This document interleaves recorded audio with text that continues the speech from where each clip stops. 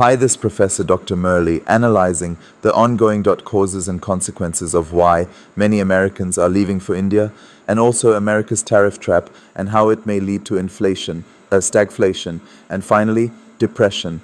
By around June 2026, let our response see. Until recently, dating back to a decade, Indians were crazy for the USA and was a dream of an average youth to settle in America with a job, if not in government, at least with a well-paid job in a private multinational company. But astonishingly, the recent trend for the past decade or so, things are moving the other way. It is the Americans who are showing keen to choose India as their preferred destination for their ultimate settlement. Indian cities like Noida, Gurgaon, Bangalore, Mumbai, Pune, Kochi and Delhi are becoming their preferred destination that are becoming a city no less than the world-class ones.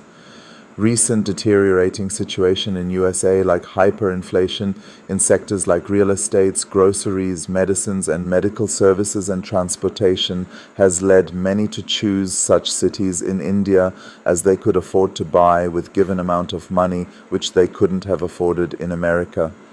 Recent tariff wars and its effect on the already prevailing high price has escalated the price even more sky high, forcing the poor and middle class of the US economy to choose between a do-or-die situation. Never before the US economy has experienced such a pathetical condition as witnessed today. Poor economic policies and Peter Navarro that India's oil trade in with Russia is adding fuel to Ukraine-Russia war, and that the trade was benefiting the Brahmins, have left behind only ridiculous and embarrassing situation for them in the international arena. Every independent country has their rights to carry on trade to suit their mutual benefits, and so is Russia, India exhibiting. No country can dictate their terms on them. Talking about India, unlike it in its 1950s, today it has changed tremendously amidst competition from the rest of the world and also due to need that it felt in many fronts that were once upon a time denied by the same America when India required them on war foot. India has learned from the hardship of its past and today it is giving its cutthroat competition to its developed counterparts. Many so-called developed nations are not able to compete India today in terms of the real GDP growth rate or let it be the purchasing power parity. Today, India is the third largest in terms of the economic growth, the third largest mighty country in military, and of course first in terms of providing cheap but advanced medical care are concerned. People from America, Middle East and many other countries visit India for acquiring cheap medical facilities of the global standard. Poor policies of not only the Americans but also of the Europeans had led to uncontrolled dependency upon the machineries and capital goods in all spheres to overcome the want of manpower resources. This led them to force the developing economies, especially China and India through the World Trade Organization, to open up their economies to the rest of the world in the late 1970s. India could open up its economy only by 1993 through its new economic policies, and that the Chinese economy has done it 20 years in advance. The USA and its allies wanted markets for their surplus production and hence survived upon the marketa of these countries, including that of Brazil's, Vietnam's and of Russia, but the Chinese followed a very tactful strategy of inviting the foreign multinationals into their country, and the American, finding no much alternatives, transferred many of their corporati sectors to China, and then the world saw how China achieved what it has today.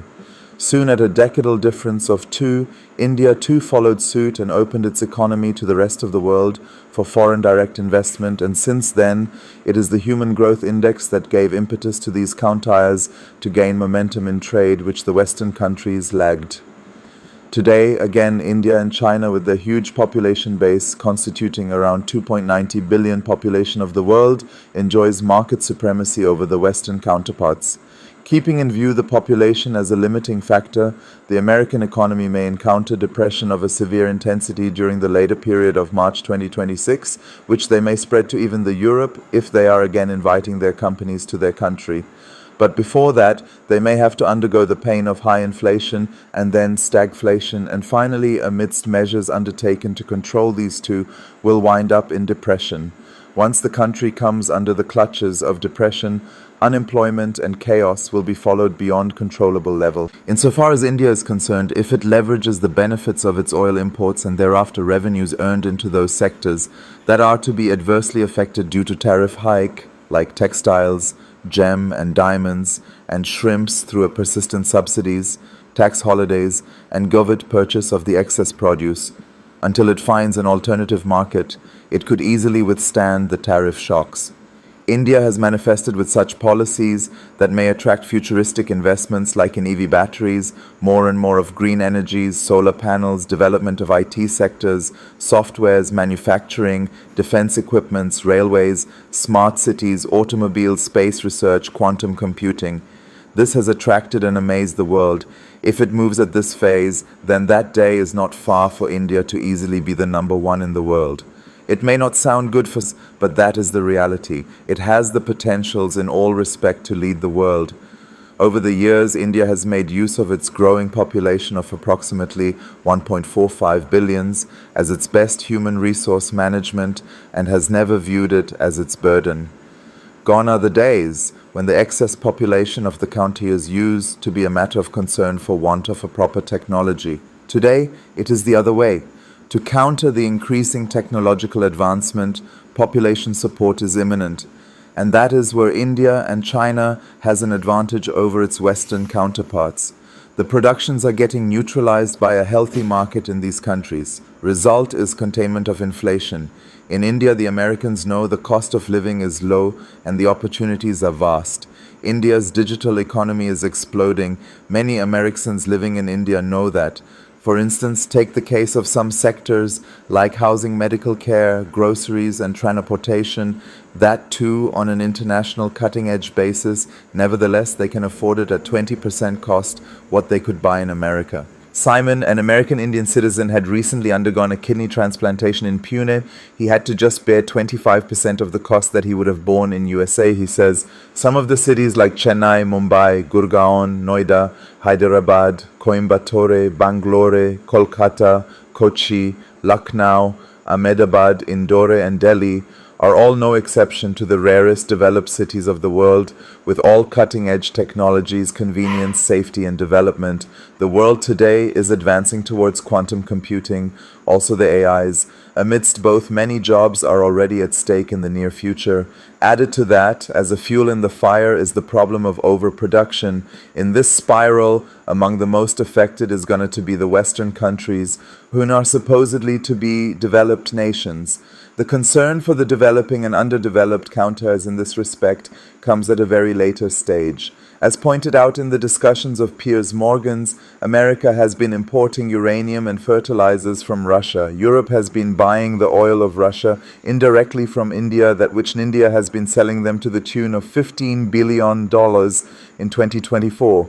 All for their country's interest. On the same foot, India too has trade deal with Russia for their own interest. Moreover, China too has been buying even more oil than India does from Russia. America, therefore, instead of acting so premature, should plan their policies to be advocated much in advance in the US Senate, must have deep and intense bargains with their trading countries. The Congress and experts from the respective fields must be brought into confidence. The missing terms on the counter is America must win the confidence of their partner country.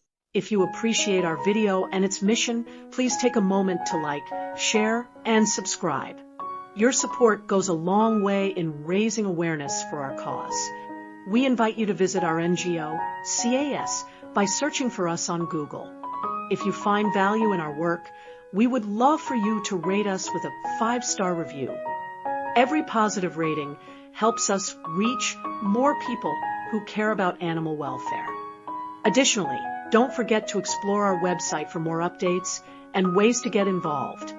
Subscribe to stay informed about our latest initiatives and events. If you're passionate about animal welfare, consider reaching out. You can contact us via phone or email at snickhat2016@gmail.com or demuraleblair@gmail.com. Together, we can create a better world for our furry friends.